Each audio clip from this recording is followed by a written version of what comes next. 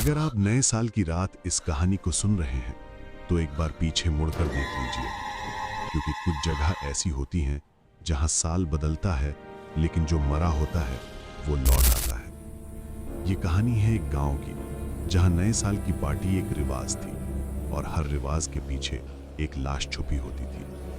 नए साल की रात, गांव की कहानी। एक गांव में एक लड़का रहता था। उसका नाम रोहित था। रोहित शहर में काम करता था, पर हर साल 31 दिसंबर को अपने गांव चंदपुर जरूर आता था। माँ कहती थी, बेटा नया साल अपनी मिट्टी में ही शुरू होना चाहिए। चंदपुर एक शांत सा गांव था, दिन में बिल्कुल नॉर्मल, पर रात में चंदपुर अपना चेहरा बदल लेता था। इस बार रोहित नए साल की रात अपने बचपन के दोस्तों सोनू और कल्लू के साथ मनाने वाला था। तीनों ने डिसाइड किया था कि गांव के बाहर खेत के पास छोटी सी पार्टी होगी। कोई शराब नहीं, बस चाय, आग और बातें। भाई, शहर की लाइट से अच्छा है ये अंधेरा, सोनू हंसा। रोहित मुस्कुरा दिया, पर उसका मन बेचैन था, क्योंकि चंदपुर में एक बात सब जानते थे, नए साल की रात रात नहीं होती, कुछ और ही हो जाता है। रात के 11:20 बज रहे थे। खेत के बीच चूल्हा जल रहा था। आग की रोशनी उनके चेहरों को अजीब सा बना रही थी। हवा बिल्कुल रुकी हुई थी, न पत्ता हिल रहा था, न आवाज। तभी कल्लू ने धीरे से बोला, तुम दोनों ने नोटिस किया, गांव आज कुछ ज्यादा ही चुप है। दूर कहीं कुत्ता भौंका और तुरंत चुप हो गया। रोहित ने इधर उधर देखा। उसे लगा जैसे कोई अंधेरे में खड़ा हो। ये जगह बदल गई है, रोहित ने कहा। बचपन में ऐसी नहीं थी। सोनू ने हंसी में बात उड़ा दी, पर उसकी हंसी में भी डर छुपा था। 11:40 PM। कल्लू अचानक बोल पड़ा, रामदिन याद है? आग की लपक थोड़ी तेज हो गई। रामदिन, पिछले साल नए साल की रात जो लापता हो गया था। सुबह सिर्फ उसके चप्पल मिले थे खेत के बीच। उस रात हम उसे अकेला छोड़ आए थे, कल्लू ने आंखें झुकाकर कहा।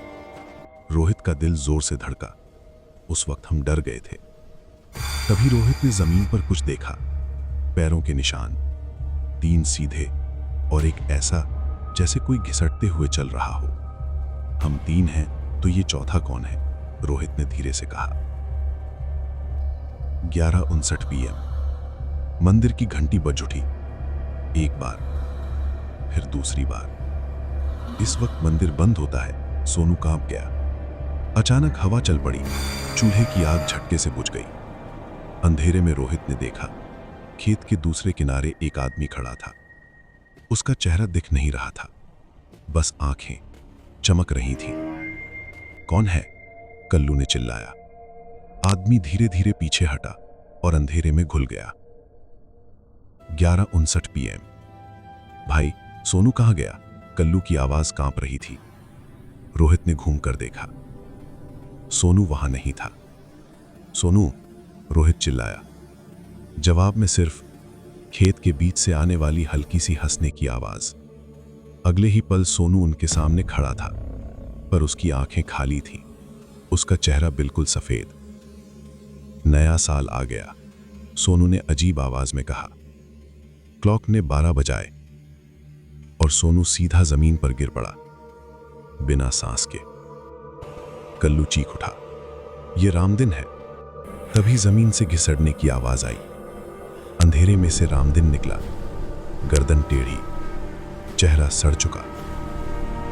हर साल एक सच वापस आता है, रामदिन ने बोला। उसने कल्लू की तरफ देखा। कल्लू एक पल भी नहीं चिल्लाया, बस गिर पड़ा, बिल्कुल सोनू की तरह। रोहित अकेला रह गया। रामदिन उसके बिल्कुल पास आया। तू भाग गया था, इसलिए जिंदा है।